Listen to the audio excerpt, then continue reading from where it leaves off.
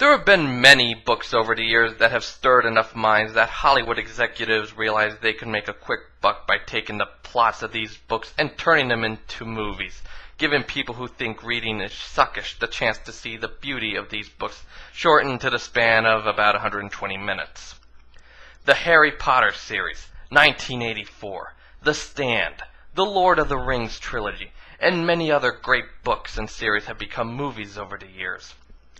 However, there are times when books that just flat out suck also catch the eye of filmmakers, not because the books were good, but because there is a demographic of fantards who would pay top dollar to see this waste of pages become a waste of film. Enter the Twilight Saga, mainly New Moon. Now before I go into my review of said garbage, let me take this time to explain some of the key points of its predecessor, Twilight. Twilight was centered around the Mary Sue-like Bella Swan. She falls in love with this pale-faced, overly emo guy named Edward, who later reveals himself to be a vampire. Of course, he is clearly mistaking that he's a vampire, because vampires don't fight and move like drunk Dragon Ball Z characters, and they don't sparkle in the daylight like disco balls. Oh, and Bella also seems to conveniently have blood that drives other vampires crazy. I don't know, maybe she has AB blood. So yeah, that's all you need to know. A Mary Sue loves a not vampire, and these vampires don't really have to be in the book to begin with. Now we can get into my impression of New Moon. And you know what? This lowered the bar in everything I could look for in a movie. And this could be attributed to both the book and the directing. The movie starts off with Bella going through a crisis. She realizes that she won't always be able to look young forever, and realizing how awful her life will be when she starts to get wrinkles, she decides to go ask her not-vampire boyfriend to turn her into a not-vampire. Edward says that he won't because it would mean ruining her life and depriving her of a soul, although I'm pretty sure he really thinks that doing that would mean a commitment with her, and that would be too much for him to handle. Anyway, later that night, Edward takes Bella to his house for a birthday party, and, while opening presents, she gets a paper cut deep enough to draw blood. I didn't even think that was possible, and it probably isn't. Then one of the not-vampires sees this blood and goes, "Yum! Food!" Edward saves Bella by pushing her into a bunch of glass vases, making her bleed even more. Great job there, dumbass! By this point, the actors have actually started to collapse inward under the sheer weight of their own incompetent acting. It's really that bad and only seems to get worse as time goes on. Later on, Edward decides that it's too dangerous for her to be with him, so he breaks up with her in the middle of the woods and apparently abandons her there to die. Don't worry, she survives thanks to a shirtless Jacob, and upon seeing his exposed nipples, all the women in the theater screamed out like a bunch of harpies in heat.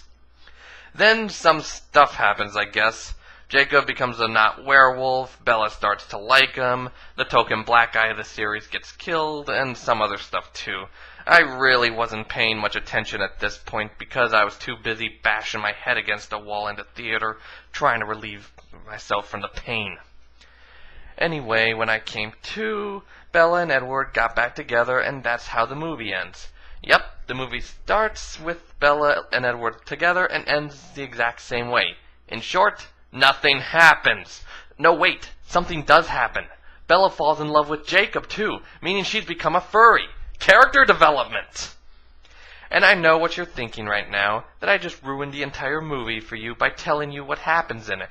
But you know what? That's the point.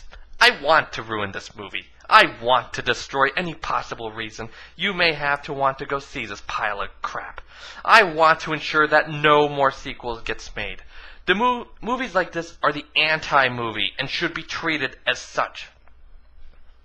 And I'm sure that there are some of you who think that I only hated it because I wanted to hate it. Guess what? You're wrong. I paid money to go see this movie, so I tried to like it. I really tried to look for some positive points about this movie. And I still couldn't find any. The acting was abysmal. The lighting was terrible. The direction was never focused and seemed to go wherever it wanted to. And worst of all, absolutely nothing happens in this movie. I mean it. Nothing happens. And I find it funny that the movie tries to make it seem like this is the biggest romance ever, but there is absolutely no feeling in it. And the movie doesn't even try to make you like the characters at all, which really underscores the whole fucking thing. When you make a romance, you want the audience to connect with the characters. You want the characters to succeed when the odds are against them. This movie doesn't do that at all. How are you supposed to like a romance movie when you don't feel anything for the characters? You can't. It's impossible. And if you do, you're liking the movie for the wrong reasons. And then there are just the small things, like Jacob being shirtless. Why is he shirtless every time we see him? I know he has pecs and a six-pack, and that he takes more steroids than a Major League Baseball player. But why do we have to see his tan nipples every time he's on screen? I'm pretty sure the director knew that this movie was going to suck, so he decided to give the fangirl some eye candy every time Jacob was on screen. Outside of that, there was no reason. And if he appeared shirtless in the books all the time, then that was just stupid. Not to mention that this whole movie is about 2.5 hours long. Combine that with the slow pace and lack of anything worth getting excited over, then you've got a movie consisting of Bella crying her eyes out because she can't see her not vampire Edward anymore. Sounds like a great movie, doesn't it? I'd actually rather watch an Uwe Boll movie than this pile of crap.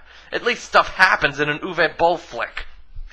So yeah, in the end, this movie is awful, and I'm pretty sure even the most hardcore Twilight fans will be very disappointed. On a positive note, this probably means that there won't be any more sequels. So yay! And if you are still interested in seeing this movie, even after everything I just said about it, then I encourage you to strive for a Darwin Award. Trust me, the last thing this world needs is some more people who don't know what real cinema is. In the end, I give this movie a 0 out of 10, because even the worst Uwe Boll movie scores at least a 1 out of 10. That's all I have to say. Good fucking night.